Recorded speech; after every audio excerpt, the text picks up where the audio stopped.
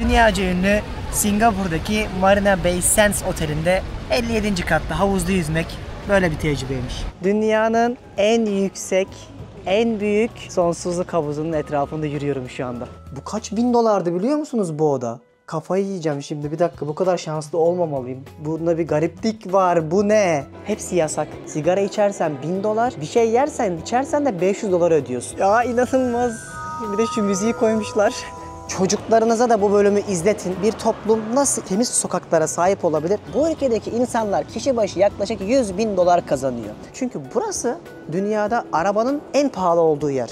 Yaprak dışında hiçbir çöp göremezsiniz. Ekranda umarım güzel görüyorsunuzdur. Canlısı çok iyi. Hanımlar beyler, Singapur'da kafayı yediğimiz bir otele hoş geldiniz. Bana da harika bir Singapur gezisi olsun. Hadi bakalım, başlıyoruz. Türkiye'nin lider su arıtma markası Aura Sebilon Unique sunar. İnanılmaz.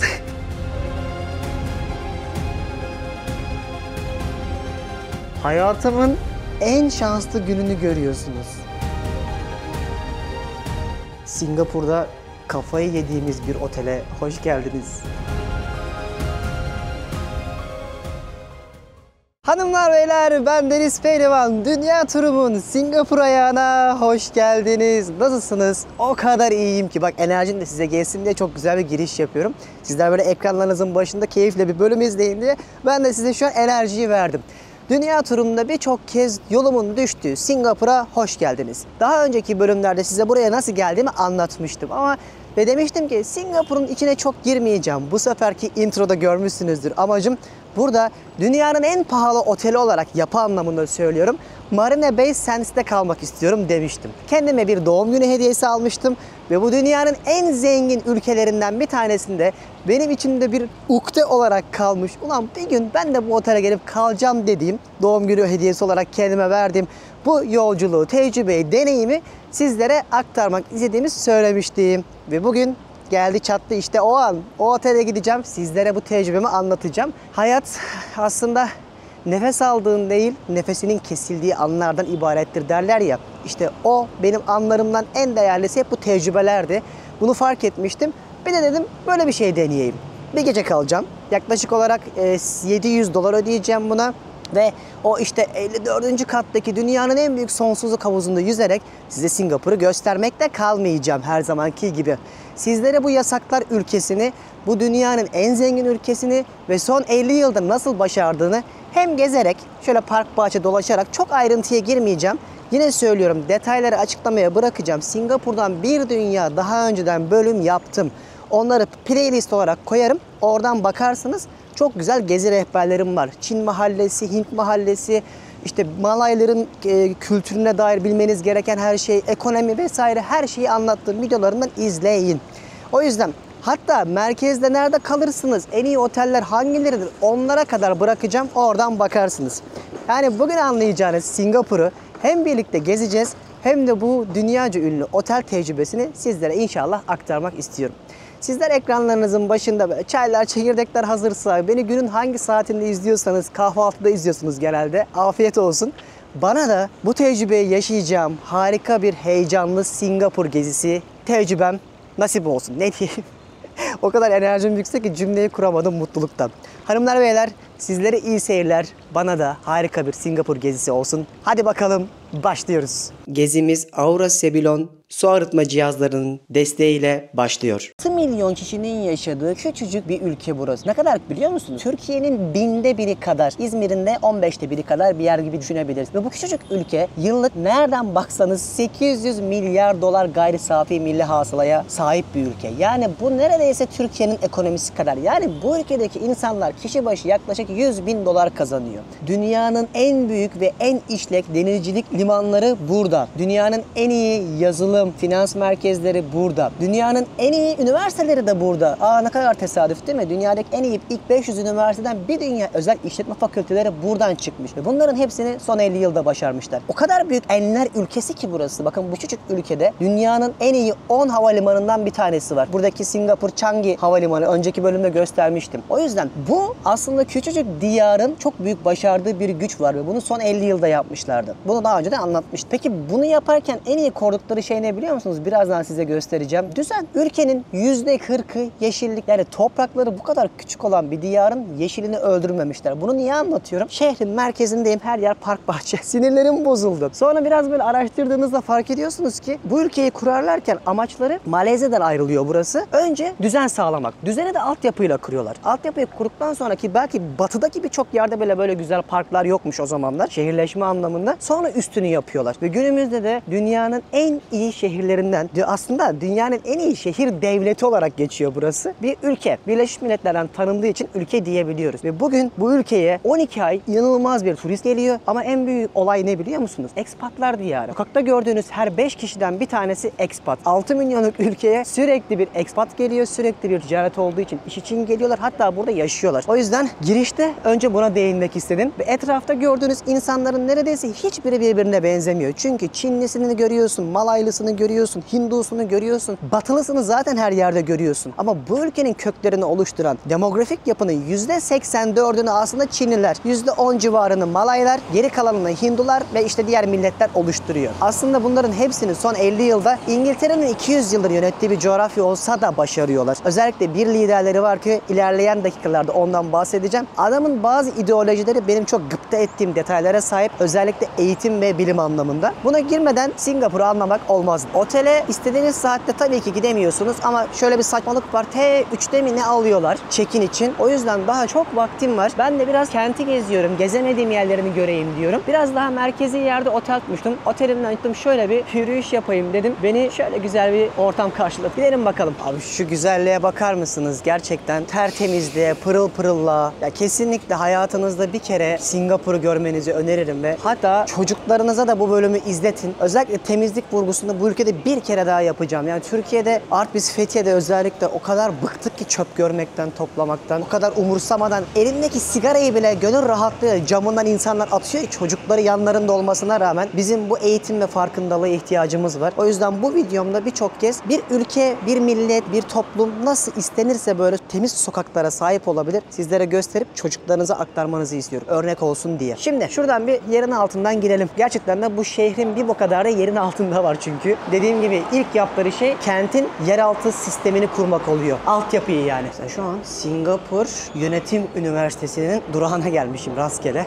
Alt geçit parfüm gibi böyle tertemiz kokabilir mi ya? Ki biliyorsunuz Güneydoğu Asya'da ülkeler kokar. Çünkü altyapı sistemleri çok kötüdür. En büyük örnek de buna Tayland'tır. Ama burası pırıl pırıl. Bir kere daha hayran oldum. Yine geldim yine hayran oldum. Bakın mesela şöyle metronun ortasına sıkılırlarsa çocuklar diye satranç koymuşlar. Oynayabilsinler diye. Alt geçitte klima var arkadaşlar. Şu an buz gibi burası.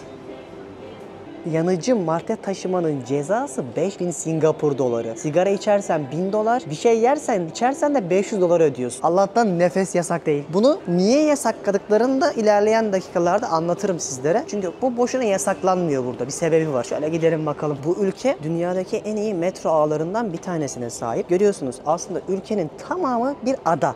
Biz ana karadan ayrıyız yani Malezya'dan. Şurası da etrafı da komple Malezya sınırı zaten.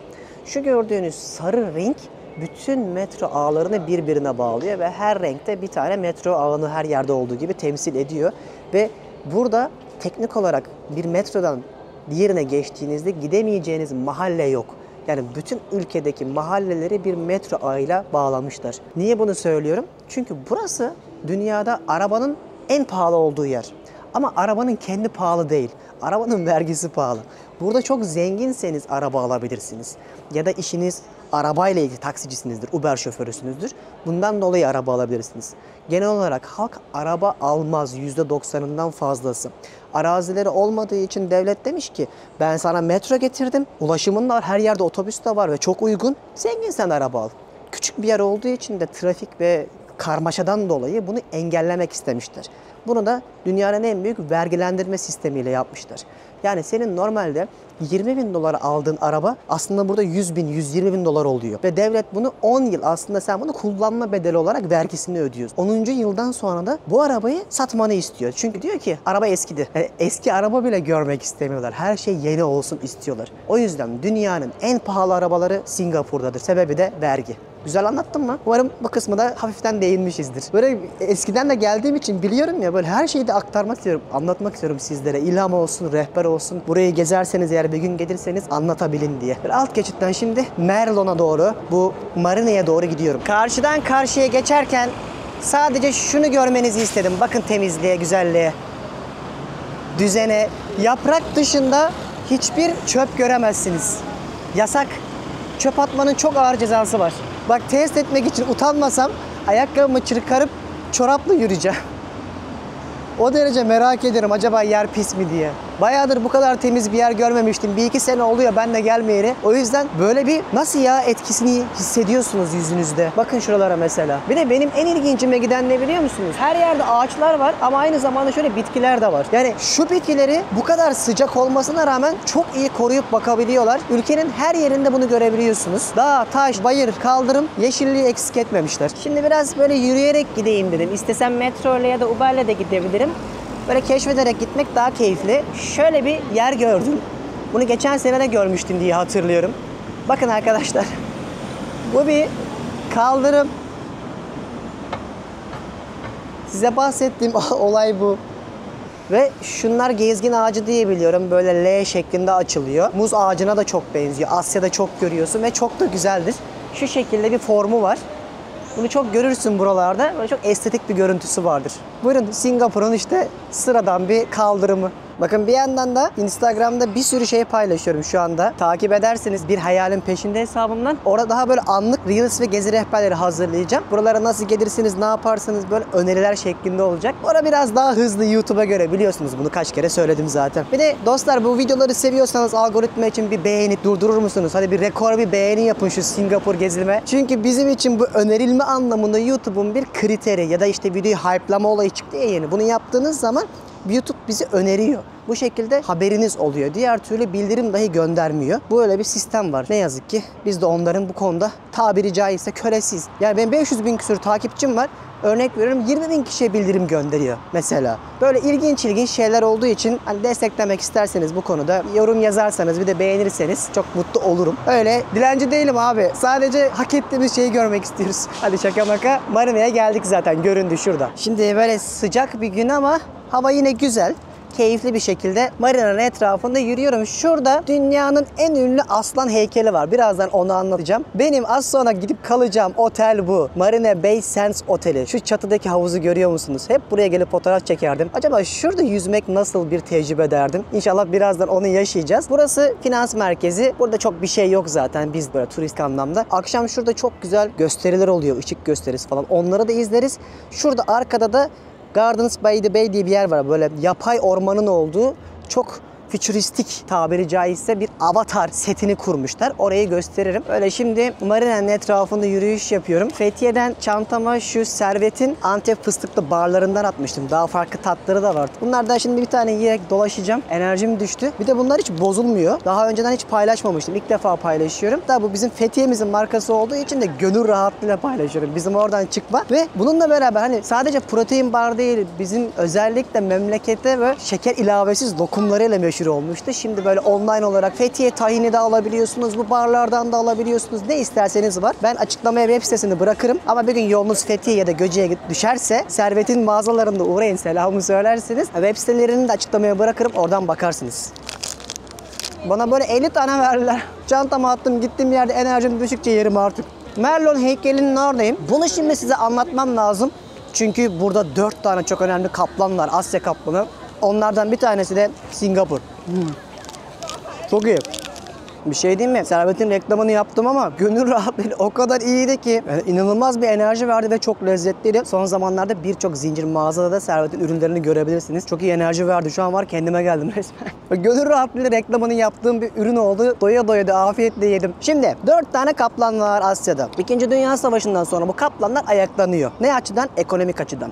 Hatırlarsanız size Moldova'dayken Sovyetler ve 2. Dünya Savaşı ile ilgili bir bölüm yaptım. İzlemediyseniz kesinlikle izleyin. Şu an bulunmuş görmüş olduğum Singapur'a kadar bütün coğrafyayı 5 sene yaklaşık olarak Japonlar yönetiyor. Japonlar o kadar güçleniyorlar ki Çin'i istila ediyorlar. İkinci Dünya Savaşı'nda Japonlar durdurulamıyor. Hatta düşünün 200 yıldır egemen olan İngilizlerin kontrolünden çıkıyor buralar. O zamanlar da tabii akabinde özellikle Hollanda'yla, Dutch'larla çok ciddi bir deniz mücadelesi başlıyor ticaret anlamında. Ama Japonlar burada kontrolü alıyor. Yıllarca burayı yönetiyor. Ta ki 2. Dünya Savaşı'na. Sonra 2. Dünya Savaşı'ndan sonra Amerika'nın da destekleriyle dünyaya ekonomi anlamında, kapitalizm anlamında ticaret yeniden canlanıyor.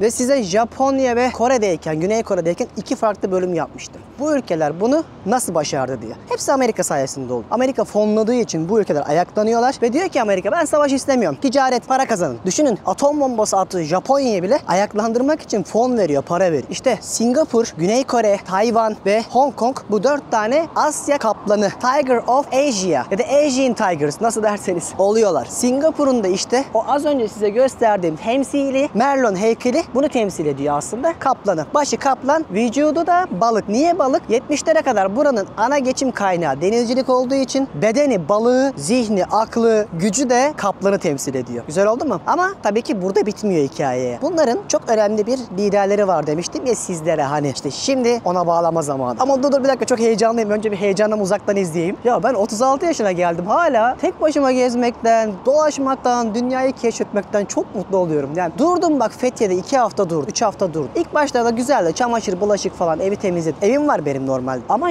çok sıkıcı ya.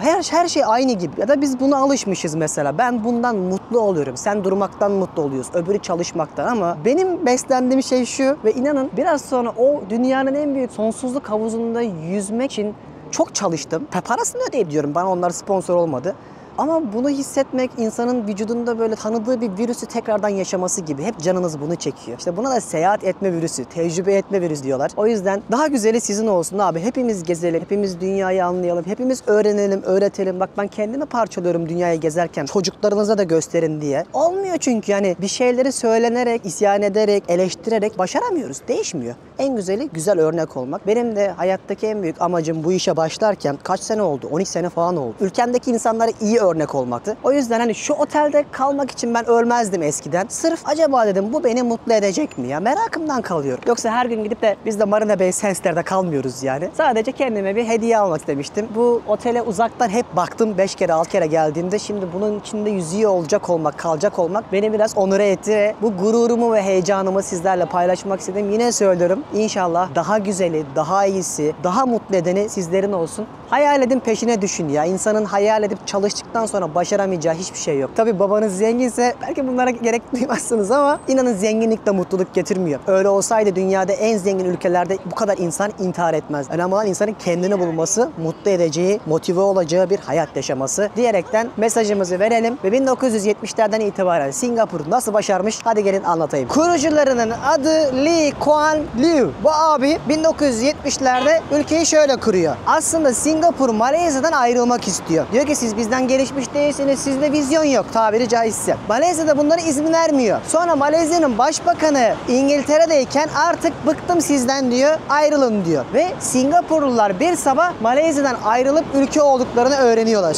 O dönemde burası da bildiğiniz bataklık, tutluk. Her yer 70'lerin başında aslında çorak arazi, ada, tarla ne derseniz. Yani bunun esamesinin binde biri dahi okunmuyor. Sonra bu adam dedim ya size ilk altyapıyı ayaklandırmaya başlıyor ve diyor ki biz dünyanın en güvenli, en adil ve yolsuzluğun hiç olmadığı ülkesi olacağız. Bakın burası çok önemli. Çünkü yolsuzluk olmazsa diyor yatırım gelir. Burası ticaret beşiği olur diyor. Tarım ve hayvancılığa odaklanmıyor. İşte amacı güven odaklı bir ülke kurmak. O yüzden günümüzde dünyanın en güvenli 5 ülkesinden hatta metropol olarak ilk 3 şehrinden bir tanesi Singapur. Bununla beraber dünyada ticaret yapmanın da en kolay olduğu 4 ülkeden birisi. Singapur limanı dünya ticaretinin %30'unun aktığı bir yer. Ama tabii ki isterse Malezya bugün Malakka boğazını kapatsa buradan gemiler geçemez. İster mi? İstemez. Sonra ne oluyor? Süveyş kanalı var. Buradan bir hat kurulması gerekiyor. Diyor ki batıya. Gelin diyor Asya ile Afrika ve Avrupa'nın merkezini Singapur yapalım. Önce İngilizlere gidiyor, sonra Amerikalılara gidiyor, ikna ediyor. Diyor ki ben ülkemi 10 yılda kuracağım. Business Administration, işletme, iktisat, bilim bu konulara odaklandıracağım. Ticaretin beşiğini yapacağım. Siz de gelin şirketlerinizi burada kurun diyor. Şimdi buradaki liman kentlerini kurarlarken amaçları çok büyük bir nüfus olması değil. Zaten gemilerin bazıları buraya girmiyor bile. Ticareti daha gemiye yüklerken yapıyorlar ve bütün parayı aslında daha limana sokmadan yönetmeye başlıyorlar. İşte o günlerde de o ülkenin yatırımcıları buraya geliyor. Burası hem finans hem de ticaret merkezi olmaya başlıyor. Rakipleri kimler? Hong Kong, yanında Malezya var bir nebze ama özellikle İngilizlerin ve Amerikalıların buraya o kadar büyük talebi oluyor ki Asya ile Avrupa'nın tam bir kırılma noktası oluyor Singapur. Sanskritçe'de aslan anlamına gelen Singapur kelimesi böylece tam anlamıyla o aslanlığını göstermiş oluyor ticaret anlamında da. Ve 50 yılda dünyada ticaret merkezi olmayı başarmış nadir ülkelerden. Neden nadir? Yanı başında Vietnam var, Laos var, Tayland var, Kamboçya var. Hiçbirisi bu kadar güçlü olamıyor. Bunun temel sebebi işte bu adamın vizyonu ve güvenlik endeksli ticaret beşiği yapması. Öyle ki bugün Singapur'da niye bu kadar yasak var? Güvenli olsun diye. Mesela sokakta kötü söz söylemek, kavga etmek bile yasak burada. Hatta o dönemde ülkeyi kurarlarken ülkenin neden pis olduğuna bile odaklanıyorlar. Sigara ve sakız çıkıyor. O yüzden sigarayı ve sakızı yasaklıyorlar. Günümüzde birkaç bin dolar ödeyebilirsiniz. Sırf bu yüzden. Sigara içilmiyor mu? İçiliyor. Belli yerler var. Belli mekanlarda içebiliyorsunuz. Ama sokakta tüttüre sigara içemezsin. Çöp atamazsın. Her yerde binlerce kamera var. O yüzden dünyanın en güvenli ülkesi. Aslında insanı birazcık serbest bıraksalar içindeki şeytanlığın çıkacağını çok iyi biliyorlar. O yüzden böyle baskıyla kontrol altına almışlar. Buraya gelirken taksideki çocuğa hayatın nasıl gittiğini sormuştum havalimanında ve çok sıkıldığını söyledi. Sonra dedim ki hayat nasıl geçiyor peki? Ne yapıyorsun? Nasıl sosyalleşiyorsun? İçiyoruz. Nasıl ya dedim. Ya Singapurlular dedi çok sosyal değildir. Birazcık dedi hep böyle eğitim, baz kurallar var. O yüzden içki içerek sosyalleşmeye ve kafa dağıtmaya çalışıyoruz. Genel olarak sıkılıyoruz çünkü gidecek hiçbir yer yok dedi. Bu da mesela Singapur'un bence olumsuz tarafı. Yani hep olumlusunu söyleyecek değiliz. Biraz da olumsuzunu söyleyelim. Mesela bir tane daha olumsuzu var. Pahalı bir ülke. Yani herkes ne yazık ki bakın benim videolarımda hep söylediğim bir şey var. İnsanlar her yerde Ferrari'lerle, Range Rover'larla gezmiyor. Yani Singapur'da olsanız bile burada geçim sıkıntısı yaşayabilirsiniz. Mesela çocuk bana şunu söyledi. Herhangi bir ev almak isterse 1 milyon dolardan başlayıp 4 milyon dolara kadar gidiyormuş. Ama burada devletin bir housing yani ev sistemi var. Ama bunda da sıraya giriyormuş. Mesela 2000 kişi başvuruyormuş. 1000 kişiye ev verebiliyormuş devlet. Sonra seneye oluyormuş. Sonra yeniden sıraya giriyormuşsun. Ev bulmak da çok zor dedi mesela çocuk. Şimdi internetten baktığınızda her şey güllük gülistanlık görünüyor ama hiç de öyle değil. Ki burası çok kiralar anlamında da pahalı bir yer. Hatta çocuğa şunu sordum. Uber şoförüydü bu çocuk. Taksi şoförüydü. 5000 dolar falan alıyormuş.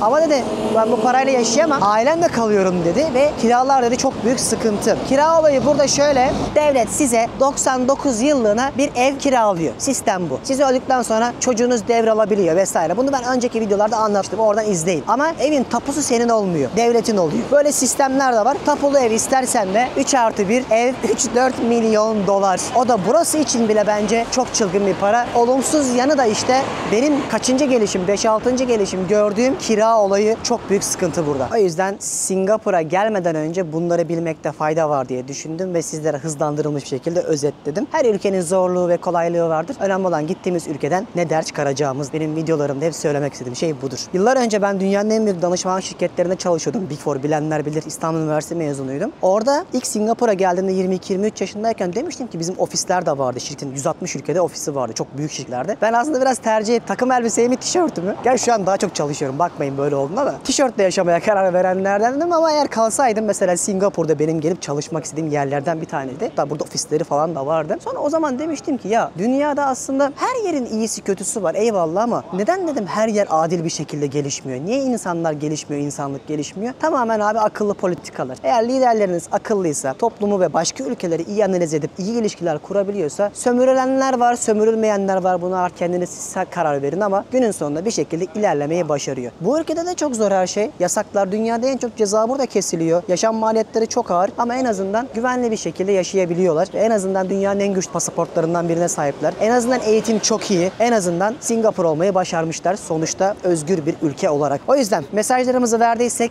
bu otelden çıkıyorum. gidiyorum. Burada kalmıştım ilk gün. Bu otellerin de bağlantılarını açıklamaya bırakacağım. Hani olur da Singapur'a gelirseniz merkezde 80-100 dolara da otellerde kalabilirsiniz. Ki uygunları bunlar. Yoğun sezonlarda 200-300 dolarlara kadar çıkar. Ben şu an biraz daha sakin dönemde geldim. Ama bilmeniz gereken bir şey var ki odalar 20 metrekaredir. Yani 2 kişi odaya zorla sığarsın. Aynı anda 2 kişi ayağa kalksan hareket edemezsin. Aklınızda bulunsun. Pahalı bir yere geldiğinizi kiralardan da söylediğim üzere bir yere not etmenizi öneririm. Buradan çıkıyoruz. Birazdan o dünyaca ünlü otel Marina Bay Sands'e check-in yapmak için yolculuğumuz başlayacak. Thanks man. I appreciate that. Enjoy. Thank you. Adam Singapurluydu. Böyle sohbet ederek geldik. 12 dolara beni buraya getirdi. Otelin girişindeyiz. Aslında burası aynı zamanda bir alışveriş merkezi.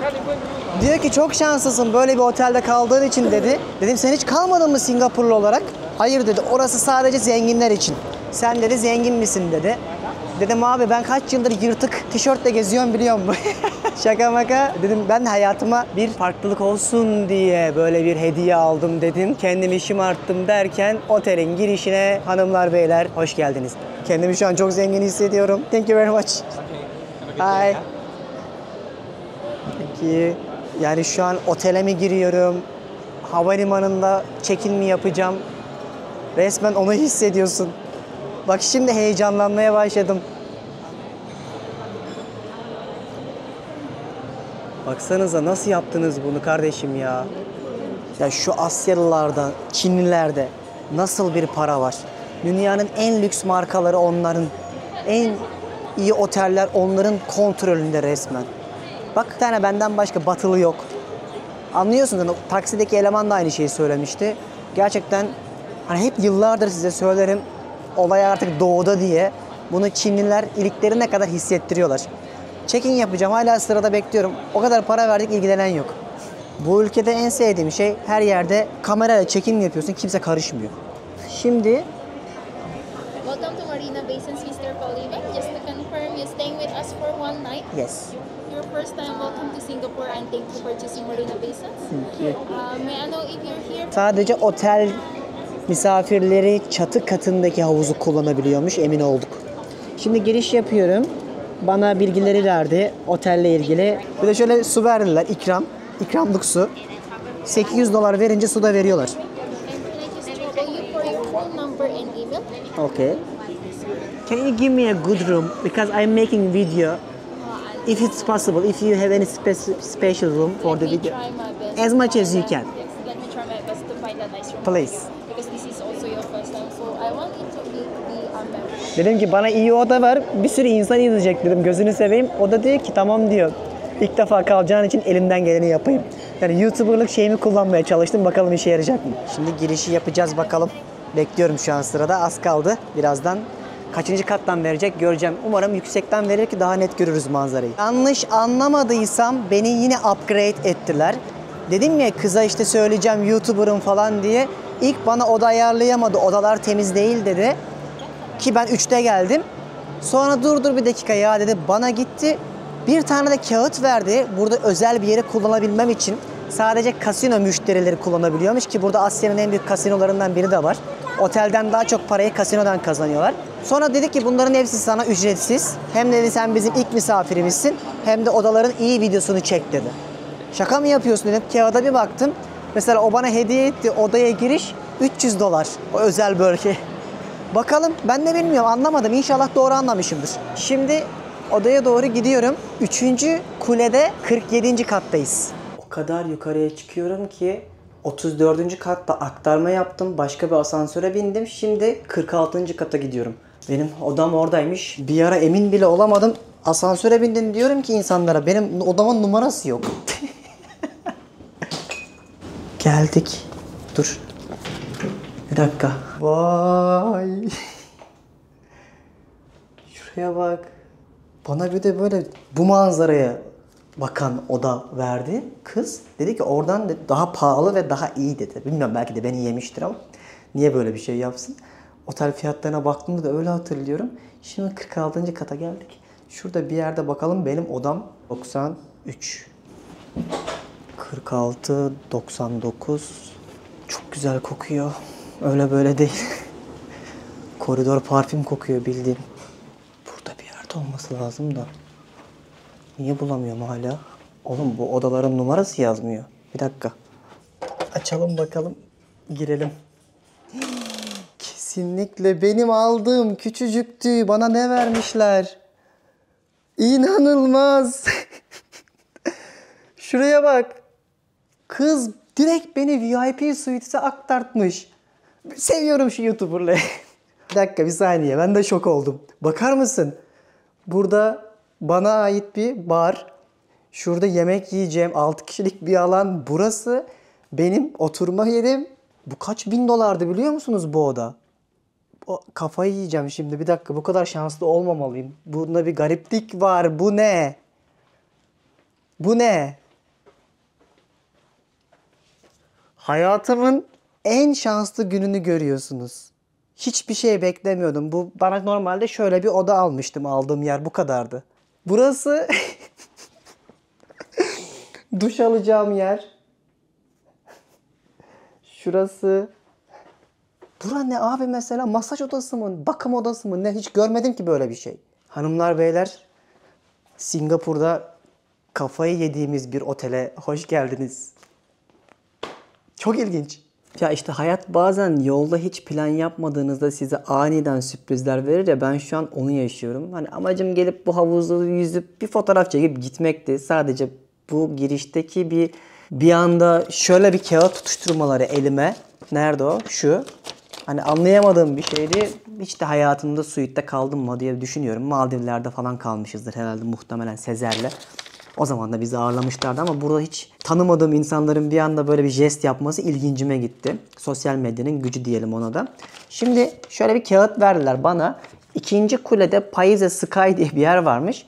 Bunların hepsini kullanabiliyormuşum. Ücretsiz akşamüstü çay keyfi, sabah kahvaltı, akşam 1'e kadar içecekler de sınırsızmış. Gidip orada keyif yapabilirmişim. Bu da kızın bana verdiği jestlerden bir tanesiydi. Oda çok büyük. Odayla hiç işim yok. Ne yapayım odayı? Manzara çok güzel. Gerçekten arka tarafta o Avatar filminin sahnelerinin örneklerini görebilecek gibi adamların zamanına yaptıkları Gardens by the Bay var. Çok ikonik bir yerdir. Akşam gideriz oraya. Geceleri çok güzel oluyor daha çok. Ama ben buraya yüzmeye geldim. Hadi üstümüzü değiştirelim ve buranın çatı katındaki o dünyaca ünlü havuzda birazcık manzaranın keyfini çıkarıp nasıl bir şeymiş bir orada yüzmek, manzarası gerçekten güzel miymiş tecrübe edelim. Havuz 57. kattaymış. Şimdi oraya doğru çıkıyorum. Bak ilk başta var ya ben şeyi bile çağıramadım. Asansörü böyle değildi çünkü dokunmatik değildi o kattakiler. Böyle farklı bir alan yapmışlar. Oradan dokunabiliyordunuz. Anlayamadım. Her zamanki gibi cehaletim. Evet. Geldik bakalım. Vallahi geldik. Çok ilginç. Hani böyle hep fotoğraflarını görürsün. İnternette falan böyle denk gelirsin haberlerde de. Sonra canlısını yaşarsın ya. Ha işte onun içindeyim şu anda. Buyurun. Dünyanın en yüksek, en büyük sonsuzluk havuzunun etrafında yürüyorum şu anda. Birazdan zaten gider yüzerim de. Ama çok ilginç bir hissiyat. İşte şu an bütün Singapur'un aslında yukarısında, üstünde, gökyüzünde yürüyormuşsun gibi hissediyorsun. Karşıda finans merkezi var. Birazdan ben de yüzmeye başlarım zaten. Çok derin bir havuz değil, sığ bir havuz. Gördüğünüz manzara tabii ki bir doğa yok. Binanın tepesindesin, gökdelen görüyorsun teknik olarak. Ama hayatta bir kere işte. Havuza birazdan gireceğim ama ıslanmadan hazır kuruyken buranın Sky Park adındaki bir terasını gezerim. Toplam buranın uzunluğu 300 küsür metre. Havuz da 200 metre civarında, dünyanın en uzun sonsuzluk havuzu. Burası 5.7 milyar dolara yapılmış kompleks aslında. Sadece otel değil. İşte finans merkezi de var, alışveriş merkezi de var, kasinosu da var içerisinde. Thank you. Thank you. Bye bye. Otelin aslında içeride 2500'den fazla da odası varmış. Kocaman bir tatil köyü aynı zamanda. İşte buranın da gözlem noktası dedikleri observation deck noktasından, manzara noktasından en iyi manzarayı izlemeye geldim. Havuza birazdan gireceğim. Kurumadan bir de şurayı görelim. Hadi gelin. İşte bu 57. katın olduğu noktada havuz var değil mi? 56'da da gözetleme noktası var. Gemi şeklindeki en üst kattaki o yapıyı uç noktası gibi düşünebilirsiniz. Geminin başındayım şu anda ve en başına geldiğiniz zaman da aşağıda şöyle bir manzara sizleri karşılıyor. Bakın Singapur'da Formula 1'i düzenleniyor. Şurada görüyorsunuz başlangıç noktasını. Singapur'un her sene ev sahipliği etkinliklerden bir tanesi.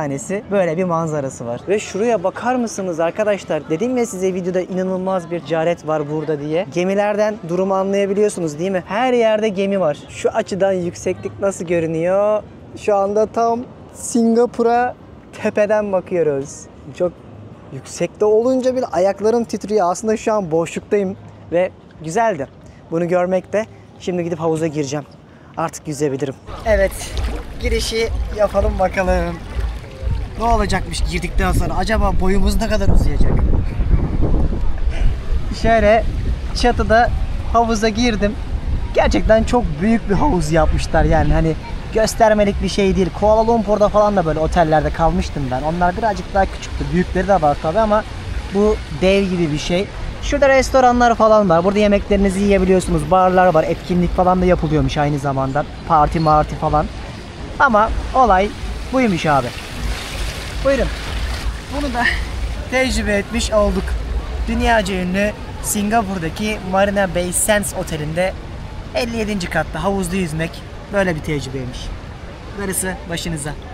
Şimdi oturdum 57. katta manzara izliyorum. Bir süre sonra sıkılıyorsun. Yani havuz diyorsun, bina diyorsun, dinlenmeye başlıyorsun. Sonra senin benim gibi hiperaktif insanlar oturmayı sevmiyorsa sıkılıp yemeğe dönüyorsun. Şimdi gittim. Dedim madem bugün doğru düzgün bir şey yemedik şöyle bir tavuk kanadı söyledim. Çok bir menüde zenginlik yok. Az aparat şeyler yiyebiliyorsunuz. Bir de işte içecekler falan var. Şuna 30 Singapur doları ödedim. Yani yaklaşık olarak 25 Amerikan dolarına geliyor. Böyle atıştırmalıkla geçireceğim günü. Çünkü akşam hep buraya geldiğimde gidemediğim, içimde ukde kalan bir restoran var. Sizi oraya götüreceğim. Dünyanın en iyi 101 et restoranından bir tanesi. Bayağı listeyi tamamladım. Az kaldı. Çok güzel olacak eminim. Afiyet olsun bana. Böyle gün batımı keyif falan yapar. Burada günü bitiririm artık. Gece oldu. Kıyafetlerimi giydim. Bir çatıya çıkayım. Bakalım akşam nasıl görünüyor burası. Dedim. Buyurun. Havuzun gece manzarası. Singapur'da arka planda gökdelenleri görüyorsunuz. Böyleymiş. Böyle tepeden gökyüzünde yüzüyormuşsun gibi hissediyorsun. Böyle bir yerde. Bunu da gece görmüş olduk en azından. Belki gece yemekten sonra gelir ben de yüzerim. Saat 1'e kadar açıkmış. Böyle gökdelenlerin tepesinde yüzmek ilginç bir tecrübe. Eyvallah ama ben acıktım. Yemek yemeye gidiyorum. Saat 9.30'da rezervasyonum vardı. Çok eskidendir böyle daha önceki yıllarda geldiğimde de gitmek istediğim bir restoranda yer ayırttım. Benim bir listem var. Dünyanın en iyi 101 steakhouse listesi. Best Steakhouse 101 diye geçer. Gittiğim ülkelerde bunu tamamlamaya çalışıyorum. Ondan 4 tanesi Singapur'da. Bak küçücük ülkede 4 tane var düşünün. Ve birini seçtim. Şimdi onunla yemek yemeye gideceğim. Belki akşam bir daha geri dönmem. O yüzden son kez şöyle bir manzarayı çekeyim dedim. Gecesini görelim bakalım. Umarım videoyu beğeniyorsunuzdur. Ben elimden gelen tecrübeyi yaşadığımı düşünüyorum. Daha güzeli yine söylüyorum sizlerin olsun. Şuranın güzelliğine bakın. Hemen otelin arkasında Gardens by the Bay, Körfez'deki orman, bahçe anlamına geliyor ve böyle bir şahane yer yapmışlar. Gecesi çok güzel gündüzüne göre. Gündüz hiçbir şey göremiyoruz. Birazdan ışıklandırma başlayacak. Bunu izleyeceğiz. Harika değil mi? İşte az önce gördüğünüz yer küçük kısmıydı. Büyük olan alanı burası. Hatta şu köprüde falan yürüyebiliyorsunuz. Burada şimdi dolaşıp ışık şovunu bekleyeceğim. Ekranda umarım güzel görüyorsunuzdur. Canlısı çok iyi. Şimdi şov başlıyor. İyi seyirler dostlar. Bakın ne olacak. We present a world of fantasy. So pick a spot, grab your cameras and enjoy the show. Ya inanılmaz. Bir de şu müziği koymuşlar.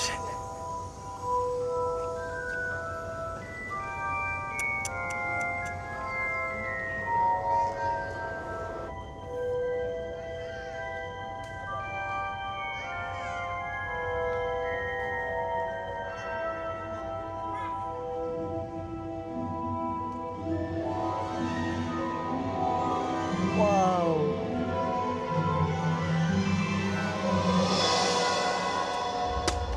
Hadi canım.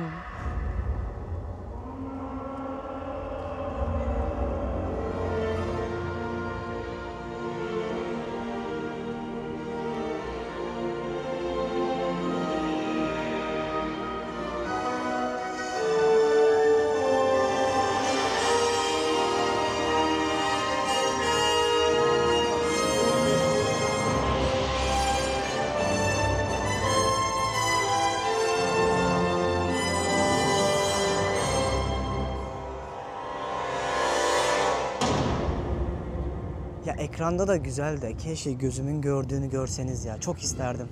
Cık. Göz başka.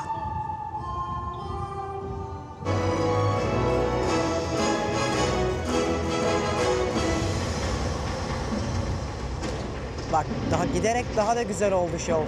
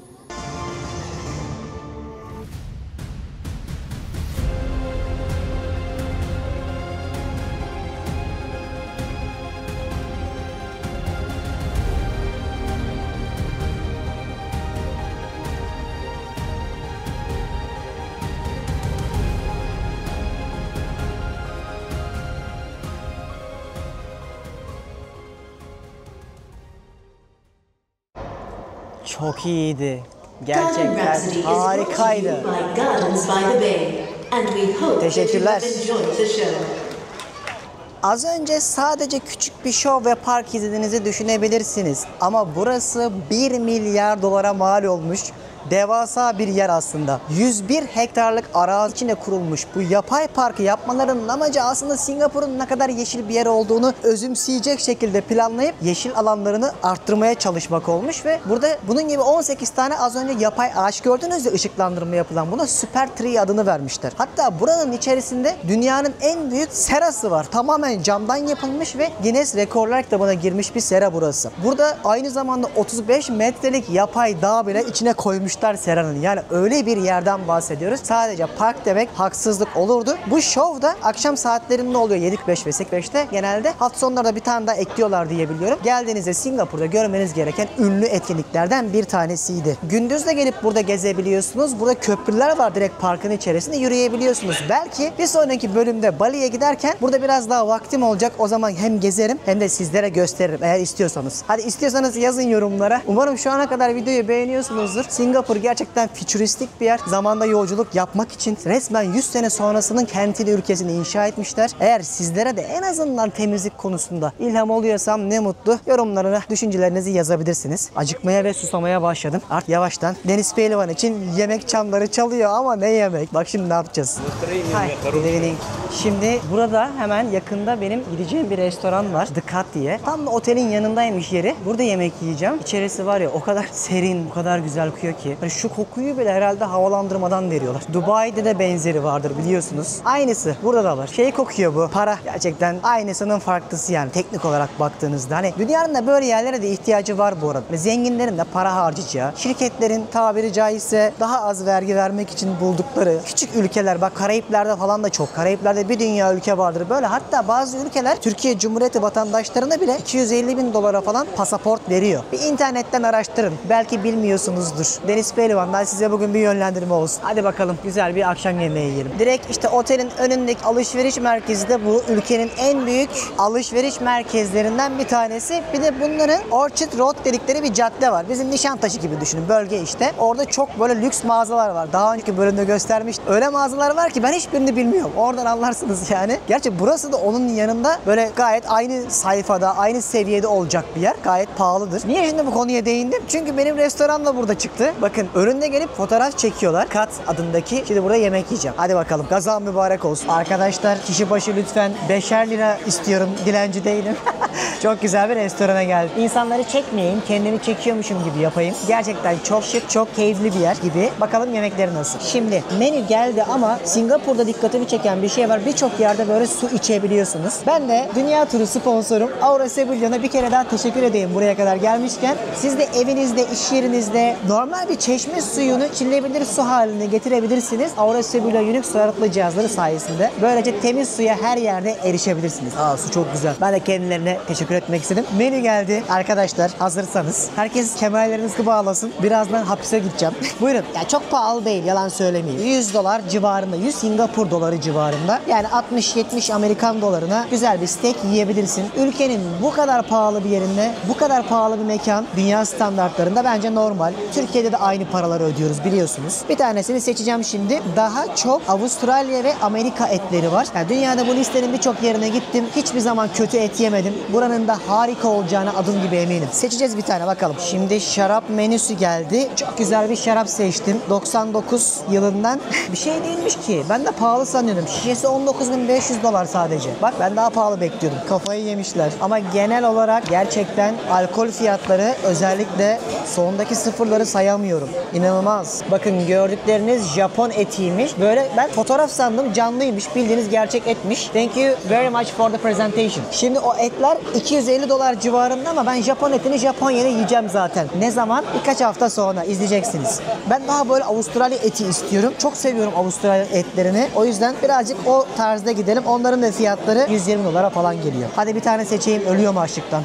Yani tereyağını yersin değil mi? Her yere tereyağı. Ya Wagyu'lu tereyağı ne? Şunda renginden de anlayacağınız üzere etli tereyağı yapmışlar. Bir de Wagyu etinden. Yani dünyanın en değerli etinden. Şuralarda bir dünya ekmek getirirler. Hiç anlamadım. Alt üstü bir ekmek. 2 saat onu anlattı. Annem de yapıyor aynısından işte Fethiye'de. Ama şu Wagyu'yu, tereyağını merak ettim. Güzelse aynısından Fethiye'de biz de yapalım. Yapamadılar. Hiçbir şey anlamadım.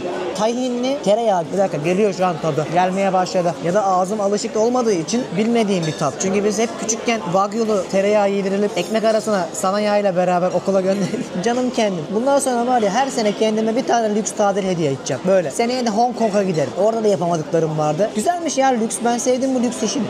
Ya ben bunu bilemedim. Bildiğin tereyağı işte. İnanılmaz bir yemek yiyorum şu anda. Bak yemeden söylüyorum bunu. Yiyorum diyorum, ne olacağını biliyorum çünkü. Istakozla et söyledim. Eti restoran çok iyi olduğu için et konusunda söyledim. Istakozla da Singapur'da olduğum için. Yani bir de şu ıstakoz bile 25-30 Amerikan dolarına geliyor. Yani Türkiye'den hala böyle bir yer için uygun. Bunun hastaları ne demek istediğimi biliyorlardır. Önce etle başlamak istiyorum. Gerçekten hani ete baktığımda o harikalığını pişme şeklinden, kokusundan anlayabiliyorsun. Bak yani ihtimal dahi vermiyorum. Kötü bir et çıkmayacak. Bu et değil. Yediğim şeyi et olarak sınıflandıramam. Et yani bu ürüne hakaret olur. O kadar iyi. Şimdi ıstakoz da geldi bir anda. Ya biz Fethiye'deyken hep ıstakozla büyüdük. Ondan yiyorum. Şaka maka bu ülkelere geldiğinizde bunları yiyeceksiniz. Pizza, makarna her yerde yiyebilirsin ama böyle özel şeyleri yemek bence daha deneyim anlamında zenginleştiriyor insanın hayatını. Bir de tecrübe ediyorum. Dünyada nerelere gösterdim size. Kore, Japonya'da da anlattım. Arjantin'de de, Brezilya'da da, Meksika'da da. Bunlar benim hayatımın bir parçası ve bunları aktardıkça umarım sizlere de en azından buraya gelmeseniz bile vizyon ve rehberlik anlamında bir ön ayak oluyordur. Yani bunun için aynısını söylemeyeceğim ama et rüyü, ıstakoz da güzel. Bir dakika. Bu da çok güzel. Gerçekten bana bu sefer afiyet olsun. İyi ki doğdum Deniz. Teşekkürler, iyi ki varsın. Canım kendim. Oh be, çok güzel, karnım doydu. Nasıldı derseniz gerçek bir şey söyleyeyim mi? Güzel. Çok daha iyilerini yedim. Ama o para etmez. 200 Amerikan doları verdim vergilerle beraber.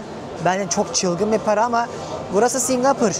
Ben biraz da doğum günüm diye ipin ucunu kaçırdım, yalan söylemeyeyim. O yüzden acımıyorum. Bu gezinde ilk ne demiştim buralara gelirken bölümde size? Amacım yaşamadığım, merak ettiğim, hiç düşünmeden bir tatil yapmak. Çünkü hayat sen varsan var. Anılar da, tecrübeler de hayatın bir parçası. Dedim benden kıymetli mi? O yüzden böyle bir geziye çıkmıştım. Yeme içme kısmında da böyle bir kendime jest yapmış oldum otelden sonra. Yani anlayacağınız hanımlar beyler, bir bölümün daha sonuna geldik. Bir sonraki bölümde muhtemelen gidip erken uyumak istiyorum. Çünkü erkenden kalk o havuzun keyfini çıkarmak istiyorum. Buradaki parklarda yürüyüş yapmak istiyorum. Singapur'daki son günümü de dolu geçirmek istiyorum.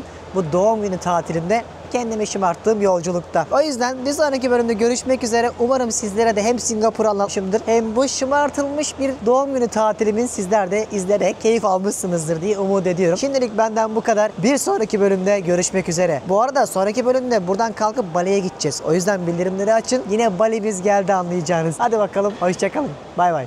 Türkiye'nin lider su arıtma markası Aura Sebilon Unique sundu.